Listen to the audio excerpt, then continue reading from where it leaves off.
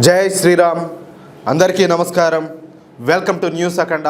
నేను మీ కస్తూరి శ్రీధర్. మిత్రులారా, మహారాష్ట్రలోని నాగ్పూర్లో మన భారతీయ వాయుసేన అధికారి భార్య పైన జరిగినటువంటి ఒక దారుణం ఇప్పుడు దేశవ్యాప్తంగా సంచలనం అయితే సృష్టిస్తుంది. ఒక పాత స్నేహితుడే నమ్మించి మోసం చేస్తూ మొత్తం మంది ఇచ్చి పలుమార్లు అత్యాచారం చేయడం, ఆ పైన అశ్లీల వీడియోలతో బ్లాక్మెయిల్ చేసి చివరకు బలవంతంగా మత మార్పిడికి పాల్పడడం చెప్పాలంటే తీవ్రమైన కలకలం అయితే రేపుతుంది. ఇంతకీ అసలు ఏం జరిగిందనేది ఈ న్యూస్ ద్వారా వివరంగా చెప్పే ప్రయత్నం అయితే చేస్తా. మన భారతీయ వాయుసేనలో మన హిందూ సోదరుడు ఒక అధికారిగా బాధ్యతలను అయితే నిర్వహిస్తున్నాడు. సరే, ఆయన పేరు చెప్పకూడదు కాబట్టి చెప్పడంలే, దయచేసి అర్థం చేసుకోండి. ఇక మన హిందూ వాయుసేన అధికారి వయసు వచ్చేసి 26 సంవత్సరాలు, అంటే టీనేజర్. ఈ మధ్యనే ఆయనకు వివాహం అయితే జరిగింది. ఆమె వయసు అంటే ఆయన చేసుకున్న అమ్మాయి వయసు వచ్చేసి 24 సంవత్సరాలు. ఇక మన వాయుసేన అధికారి నాగపూర్లో తన బాధ్యతలు అయితే నిర్వహిస్తున్నాడు. తన కాపురం కూడా నాగపూర్లోనే పెట్టినాడు. ఇక మన వాయుసేన అధికారి భార్య ఇంట్లో ఊరికేనే కూర్చోలేక నాగపూర్ పరిసరాల్లో రియల్ ఎస్టేట్ వ్యాపారం చేస్తా అనేది. సరే, ఏదైనా వాళ్ళ పెద్దవాళ్ళు ఏదైనా సంపాదించి పెట్టినటువంటి ఆస్తిపాస్తులు ఏమైనా ఉండొచ్చు, ఏదో కాస్త స్తోమత కలిగిన కుటుంబం అయితే ఉండొచ్చు.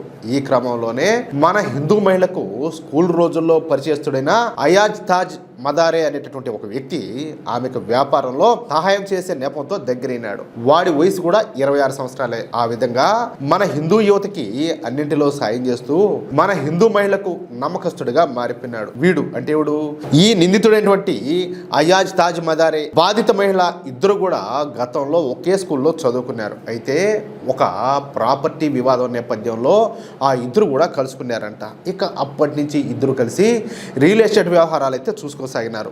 ఈ క్రమంలోనే ఒకరోజు ఈ అయాజ్ తాజ్ మదారే గాడు ఆస్తి కొనుగోలు వ్యవహారం మాట్లాడడానికి అని చెప్పి మన హిందూ మహిళను వార్దా రోడ్డులోని ఒక హోటల్కు పిలిపించి ఒక కూల్ డ్రింక్లో మొత్తం మందు కల్పించాడు.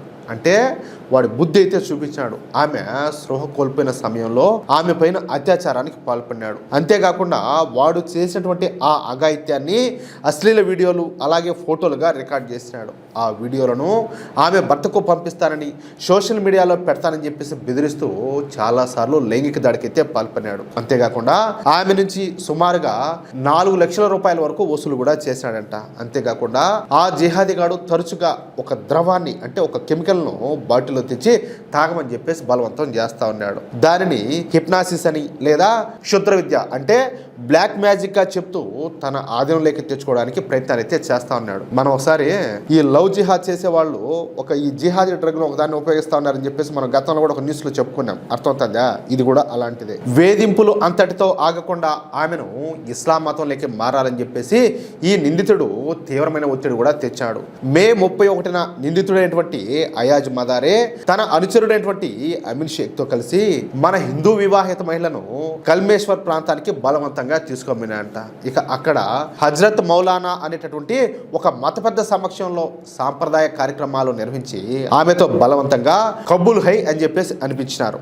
తద్వారా ఆమె మతం మారినట్టు నిందితుడితో వివాహం జరిగినట్టు ప్రకటించేశారు. అంతేకాకుండా ఆచారంలో భాగమంటూ ఆమెతో బలవంతంగా బీఫ్ను కూడా తినిపించారంట. చూడండి, ఇక ఈ కేసుకు సంబంధించి సోషల్ మీడియాలో ఒక వీడియో విపరీతంగా వైరల్ అయింది. బహుశా మీరు కూడా చూసే ఉంటారు. ఆ వీడియోలో ఈ బాధితురాలు ఏడుస్తూ తనను విడిచిపెట్టమని నిందితుడిని వేడుకుంటా ఉంటే ఈ నిందితుడు మాత్రం మతపరమైనటువంటి ఈ ఇస్లాంలో ఖురాన్లో ఏ ఉంటాయి కదా అవన్నీ కూడా చదువుతా ఆమె పైన ఏదో ఊతా ఉన్నట్టు కనపడింది.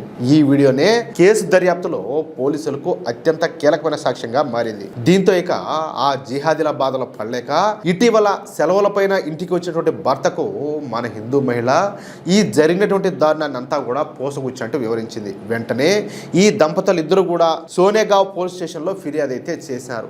బాధితురాలి ఫిర్యాదు మేరకు పోలీసులు కేసు నమోదు చేసుకుని రంగంలోకి అయితే దిగినారు. ప్రధాన నిందితుడు ఈ అయాజ్ తాజ్ మదారేతో పాటు వాడికి సహకరించినటువంటి అమిన్ షేక్లను పోలీసులు అయితే అరెస్ట్ చేశారు. కోర్టు వీళ్ళిద్దరికి కూడా 5 రోజుల పాటు పోలీస్ కస్టడీ అయితే విధించింది. అంటే లోపలంగా గానా బజానా స్టార్ట్ అవుతుంది. ఈ నిందితులపైన అత్యాచారం, దోపిడీ, బ్లాక్మెయిల్, నేరపూరిత బెదిరింపులు, బలవంతపు మత మార్పిడి అలాగే క్షుద్రశక్తుల నిరోధక చట్టం కింద కేసులంతా కూడా బుక్ చేశారు. ఇక మత మార్పిడి అలాగే కుట్రపూరితంగా పెళ్లి జరిపించినటువంటి మధ్యప్రదేశ్కు చెందిన మౌలానా హజ్రత్ ప్రస్తుతం పరారీలో ఉన్నాడంట. వాడి కోసం పోలీసులు ప్రత్యేక బృందాలతో గాలింపులు అయితే చేపట్టినారు. ఈ కేసును నాగపూర్ డిప్యూటీ పోలీస్ కమిషనర్ అయినటువంటి రిషికేష్ రెడ్డి పర్యవేక్షణలో నిందితుల యొక్క ఈ డిజిటల్ పరికరాలు, ఆర్థిక లావాదేవీలపైన ఫోరెన్సిక్ పరీక్షలు నిర్వహిస్తూ పోలీసులు లోతుగా దర్యాప్తు అయితే చేస్తున్నారు.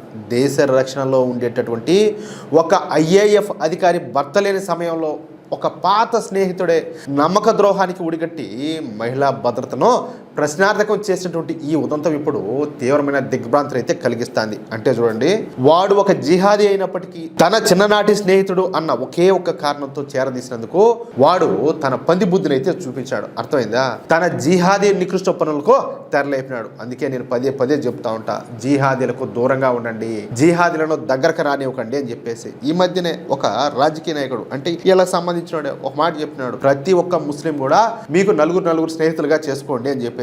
ఎందుకంటే ఇలాంటివన్నీ ఎన్నో ఉంటాయి. అందుకని చెప్పేసి స్నేహాన్ని నటించి మంచి వాళ్ళుగా నటించి తర్వాత వాళ్ళు చేసేటన్ని కూడా వాళ్ళ మైండ్లో ఏదైతే ఉందో వాటన్నిటిని కూడా సరిగ్గా ఇంప్లిమెంట్ చేస్తారు. అంటే మనకు పడేది బొక్కే. మనం చేయాల్సిందల్లా ఒకటే, వాళ్ళను ఆర్థిక బహిష్కరణ, సామాజిక బహిష్కరణ చేస్తేనే ఈ జిహాదీలకు అందరూ కూడా బుద్ధి వస్తుంది. నువ్వే కొట్టమలే తిట్టమలే, నువ్వు ఎంత దూరంలో పెట్టాలనో అంత దూరంలో పెడితే చాలు. అప్పుడు వాళ్ళే వాళ్ళంతా వాళ్ళుగా ఆటోమేటిక్గా కనపడకుండా పోతారు. మహారాష్ట్రలో ఉండేది భారతీయ జనతా పార్టీ ప్రభుత్వం కాబట్టి వెంటనే చర్యలని కూడా తీసుకునేది. దీనిని ఒక హై ప్రొఫైల్ కేసుగా పరిగణించి దర్యాప్తు కూడా చేస్తున్నారు. అదే కనుక ఏ కాంగ్రెస్ ప్రభుత్వం లేక మరేదో సూడో సెక్యులర్ ప్రభుత్వం ఉండుంటే ఆ బాధితురాలికి ఈ జన్మలో న్యాయం అయితే జరిగేది కాదు. అదే విషయం అయితే ఇక్కడ చూడండి. ఇప్పుడు ఆ అమ్మాయిని చేసుకున్న భర్త వచ్చేసి IAF అధికారి. అంటే బహుశా నాకు తెలిసి అమ్మాయి కూడా బాగానే చదువుకొని ఉంటుంది. అందులోనూ రియల్ ఎస్టేట్ వ్యాపారం చేస్తుందంటే కాస్త కోస్త ఉండేవాళ్ళు అయితే ఉంటారు. ఇన్ని ఉన్నా కూడా మళ్ళీ ఇంత దేశంలో ఇంత జరుగుతూ ఉన్నా కూడా పోయి వాడితో స్నేహం చేసి వాడి చేతుల్లో బలిపోయిందంటే ఇంకేమి చెప్పాలియా? ఇంకెప్పటికి వీళ్ళు మారుతారు? ఇంకెప్పుడు తెలుసుకుంటారో వీళ్ళు అంటాలే. ఖచ్చితంగా మనలో మార్పు వస్తేనే ఈ దేశం అనేది బాగుపడుతుంది, మన ధర్మం అనేది బాగుంటుంది. లేకపోతే ఎవడో ఇక్కడ వచ్చేది చేయడు, ముందు మార్పు రావాల్సింది మనలోనే. ఏమంటారా మిత్రులారా? ఈ న్యూస్ కనుక మీకు నచ్చినట్లయితే వెంటనే ఈ వీడియోని లైక్ చేసి మీ మిత్రులకు, అలాగే మీరు ఉన్నటువంటి వాట్సాప్ గ్రూపులను తప్పనిసరిగా షేర్ చేయండి. అలాగే ప్రతి ఒక్కరూ కూడా ఈ సంఘటన పైన మీ అభిప్రాయం ఏంటో ఖచ్చితంగా కామెంట్ అయితే చేయండి. చేస్తారు కదా? అలాగే ఇంతవరకు మీరు కనుక మన ఛానల్ను సబ్స్క్రైబ్ చేసుకున్నట్లయితే ప్రతి ఒక్కరూ కూడా మన ఛానల్ను సబ్స్క్రైబ్ చేసుకోండి, సపోర్ట్ చేయండి ప్లీజ్. జై శ్రీరామ్, జై హింద్, భారత్ మాతాకి జై.